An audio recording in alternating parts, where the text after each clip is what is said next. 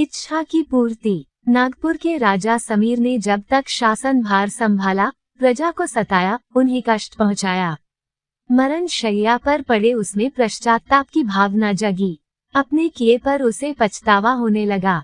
अपने आखिरी क्षणों में उसने अपने पुत्र महेंद्र को बुलाया और उससे कहा, पुत्र, मेरे शासन काल में प्रजा ने बहुत से दुख सहे हैं। वे मुझे माफ भी नहीं करेंगे। मैं तो यह नहीं जानता कि तुम क्या करने वाले हो, लेकिन इतना तो मेरे लिए करो जिससे प्रजा मेरे बारे में अच्छा कहे। ऐसा नहीं हुआ तो मेरी आत्मा अशांत ही रहेगी।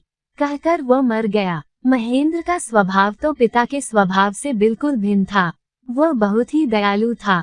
उसने खूब सोचा विचारा और अपने पिता के नाम पर उसने नगर में एक उचित भोजनालय तथा विद्यालय का निर्माण करवाया। कुछ दिनों के बाद अपना वेश बदलकर महेंद्र पहले भोजनालय के पास गया। वहां हजारों लोगों के भोजन का प्रबंध जोर शोर से हो रहा था। यद्यपि बहुत से लोग चाव से भोजन कर रहे थे, फिर भी उनके चेहरे कांतिहीन थे।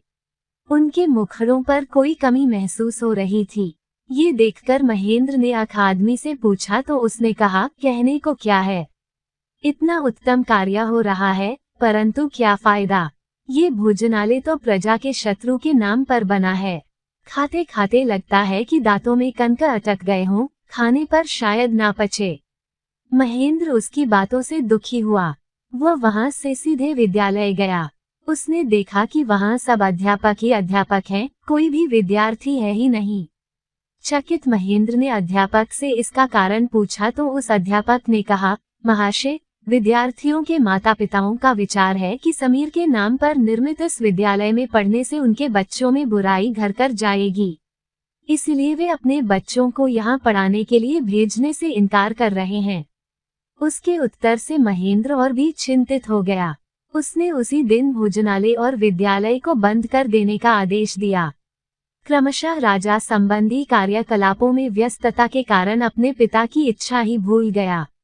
कुछ समय बाद महेंद्र ने सपने में देखा कि उसके पिता समीर आंसू बहाते हुए खड़े हैं।